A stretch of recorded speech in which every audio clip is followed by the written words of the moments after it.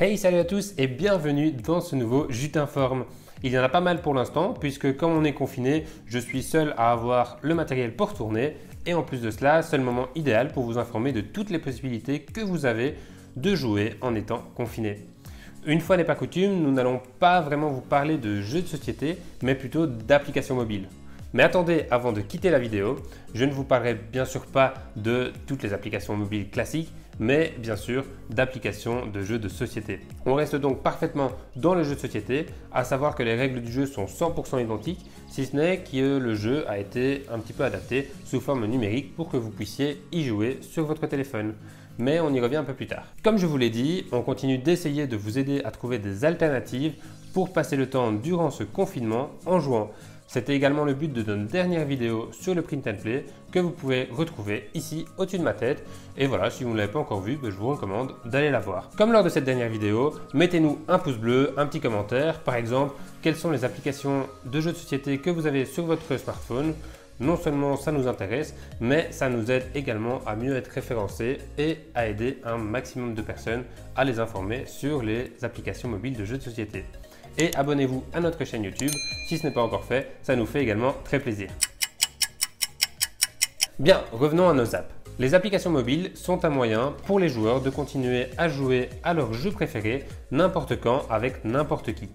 Quant aux éditeurs, c'est l'occasion pour eux de faire découvrir un jeu dans certains cas, mais c'est également une source de revenus complémentaire. C'est encore plus vrai dans des périodes de confinement telles que nous connaissons aujourd'hui, où la demande pour les applications mobiles a probablement dû bien augmenter. C'est en effet pour vous l'occasion de continuer à jouer à des jeux de société seul ou avec vos amis. Dans la majorité des applications, vous aurez la possibilité de jouer contre une intelligence artificielle, mais aussi et surtout, et parce que voilà, c'est le principe même d'un jeu de société, de jouer avec vos amis, voire avec de parfaits inconnus en ligne. Les applications mobiles deviennent plus fréquentes dans notre domaine, surtout chez Asmodee, qui a sa branche Asmodee Digital, où vous pourrez retrouver pas mal de classiques. Prenons quelques exemples d'applications. Vous allez retrouver Splendor, qui vous permet de jouer contre une intelligence artificielle ou en ligne, mais ce n'est pas tout. L'appli Splendor permet aussi de réaliser toute une série de défis en solo. Ceux-ci sont vraiment propres à l'application et consistent par exemple à faire un certain nombre de points de prestige en un nombre de tours de jeu limité. Ça permet vraiment de pouvoir renouveler l'expérience de jeu et de dépasser ses limites. Le seul point négatif de cette app, c'est qu'elle bug assez souvent lors des parties en ligne. Comme il s'agit d'une application payante, j'avoue être un petit peu déçu. De plus, mais c'est bien souvent le cas pour toutes les applications, les extensions sont payantes. Small World a aussi son application mobile. L'app est bien, on ressent les mêmes sensations que dans le jeu de plateau. De plus, l'interface est bien faite, on prend très vite le jeu en main. Par contre, les IA ont un comportement parfois un peu débile. Elles vont par exemple continuer à jouer avec un même peuple tout au long de la partie, même si celui-ci ne va pas lui rapporter beaucoup de points de victoire. En bref, retenez que l'IA de ce jeu n'est pas dingue, mais que par contre le jeu est vraiment très chouette pour jouer en ligne ou avec des amis. On retrouve aussi des jeux tels que Love Letter. Si vous ne connaissez pas ce jeu, on vous a fait une vidéo durant le mois de décembre, vous pouvez la revoir ici. On va aussi pouvoir jouer à Terraforming Mars, un des jeux les plus appréciés dans la communauté des experts de jeux. Mais attention, cette application n'est pas donnée avec un coût de 8,99 € quand même. Toujours chez Asmodee Digital, on peut retrouver Mysterium. Petite parenthèse par rapport à Mysterium, Libellude va lancer en fin d'année 2020 un nouveau Mysterium, Mysterium Park. Donc voilà, avis à tous les amateurs du jeu. Bref, je ne vais pas tous les citer car il y en a vraiment beaucoup comme Dream Home, Isle of Skye, Carcassonne ou encore par exemple Milborn.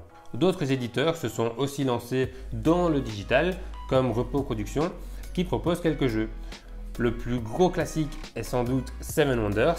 Eh bien, vous allez pouvoir jouer à Seven Wonders sur votre smartphone. Avec cette app, vous allez pouvoir jouer jusqu'à 7 joueurs en même temps. L'interface est très bien faite, on voit correctement le jeu des autres joueurs. Tout est évidemment calculé par le jeu et on se retrouve à construire nos merveilles comme sur la version de plateau. Pour avoir une idée du prix, là on est actuellement à 5,49 € sur le Play Store. Vous jouez souvent à deux et préférez Seven Wonders Duel? Je vous avoue que moi aussi. Eh bien, on retrouve Seven Wonders Duel dans une application tout aussi bien réalisée. Le prix du jeu est identique et les parties s'enchaînent à une vitesse folle. Oui, ça aussi, c'est un avantage des apps.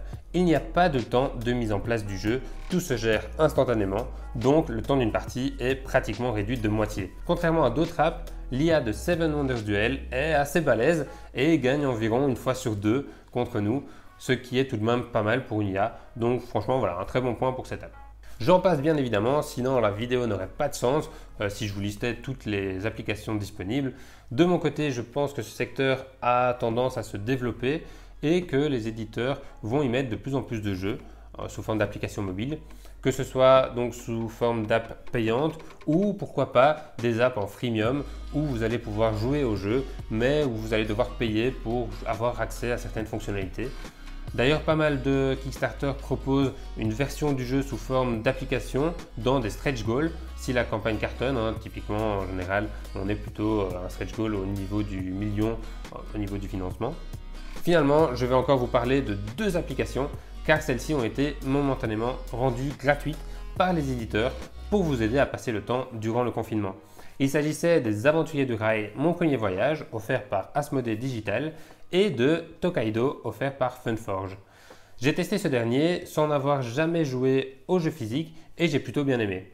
L'application est très jolie, les dessins sont vraiment très beaux, les règles sont simples et faciles à appréhender sur l'app. Je le trouve juste un peu lent quand on joue à beaucoup, mais ça m'a quand même donné envie de pouvoir jouer au jeu physique, donc je trouve le pari réussi. Après, si l'envie vous prend d'acheter l'app du jeu, elle ne vous en coûtera qu'un peu plus qu'1 euro. Voilà, je vous avoue que pour moi, rien ne remplace une bonne partie autour d'un plateau de jeux de société. Je ne suis donc pas un grand fan de ce genre d'application et personnellement j'en ai très peu. Par contre Thomas par exemple en a quelques-unes et apprécie y jouer, comme pas mal d'entre vous. Tous les goûts sont dans la nature mais j'ai un peu envie de savoir, vous êtes plutôt pour ou contre les applications de jeux de société dans votre téléphone? Dites-le moi dans les commentaires. Voilà, ce sera tout pour moi. J'espère que vous aurez apprécié cette vidéo. Prenez soin de vous, continuez à jouer et à très bientôt pour une nouvelle vidéo. Salut à tous!